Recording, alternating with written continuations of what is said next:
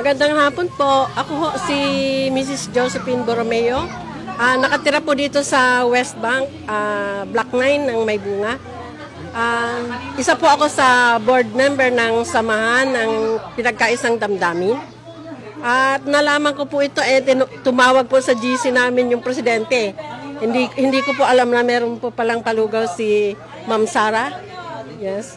Yun. So, sorry po, paano niyo po ulit nalaman yung kusina ni Ate Sara? Nalaman ko po ito ngayon lang ho. Kasi hindi naman po ako laging naka-monitor sa mga ganyan, gift giving. Ngayon ko lang nalaman. Ano po ba yung masasabi niyo po sa proyektong ito? Okay naman po. Malaking tulong po kasi maraming bata po dito sa amin sa West Bank. Masarap naman po ang lugar. Maraming bata dito. Nakita ko nga po, napakadaming bata. Yes. Pero paano, sa tingin niyo po ba paano po makakatulong yung ganitong libreng merienda sa inyo at sa mga sa inyong pamilya at saka sa mga sa buong komunidad po? Sana po hindi lang ngayon. Kasi siyempre sa hirap ng buhay ngayon, dapat kahit pa paano magbigay ng hindi lang sa ngayon lang. Yun po, siguro ma'am, mensahe na lang po sa bumubuo na kusina ni Ate Sara. Nakita ko mabait naman po yung yung mga staff, tsaka kilala ko po yung namumuno dito, yung si Ma'am yung babae, kasama ni Consi. Yan. Dati na po siya talagang mahusay makipagkapwa dito sa amin. Salamat po. Ganang hapon.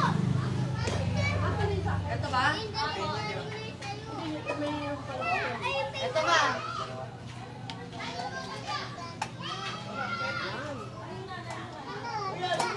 Julien, huwag niyo po masyado tuloy. Mga kapasigay niyo. Sa ating kapanin kanina limang kaldero. Ang kanilang inihanda para sa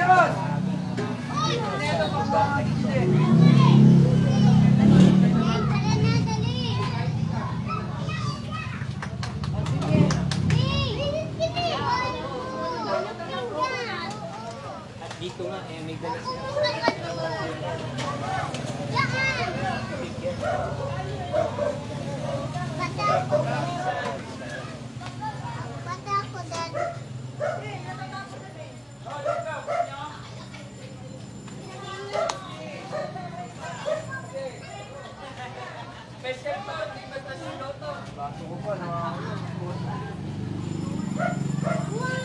So ayun, magandang araw Pasigenyo. Narito nga ang iNews team ngayon dito sa Block 9 West Bank Road, May Bunga, kung saan muling namamahagi ng libreng merienda ang kusina ni Ate Sara. Ang proyektong ito ay bahagi ng patuloy na pagsisikap na matulungan ang mga kababayan nating nangangailangan at higit sa lahat magbigay ng ngiti sa mga kabataan at sa bawat komunidad.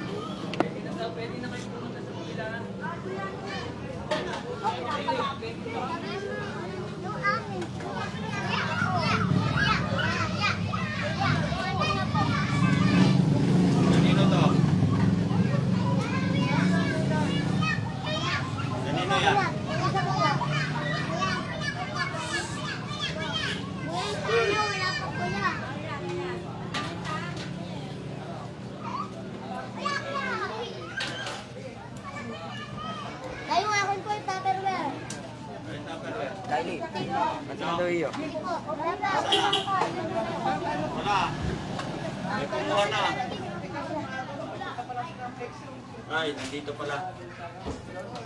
Tapos pwede ba pa mic lang? Ano ba guys? Hello po guys!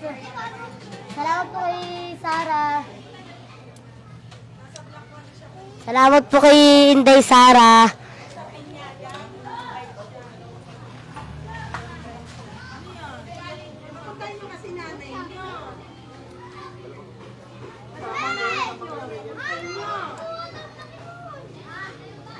Kuya, kulay blue sa amin kuya. Hindi, kulay blue.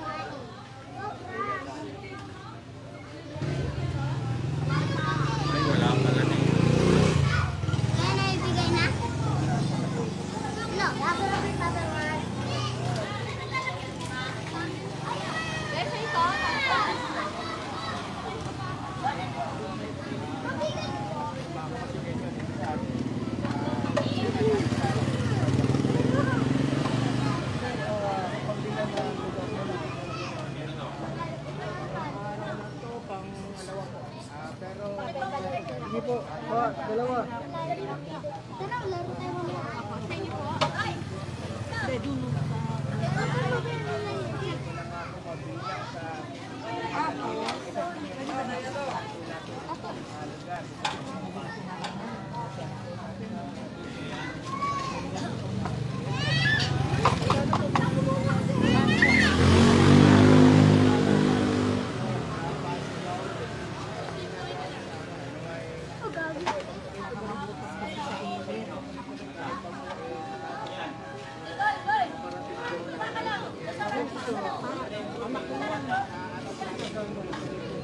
Lugaw ni Ate Sara!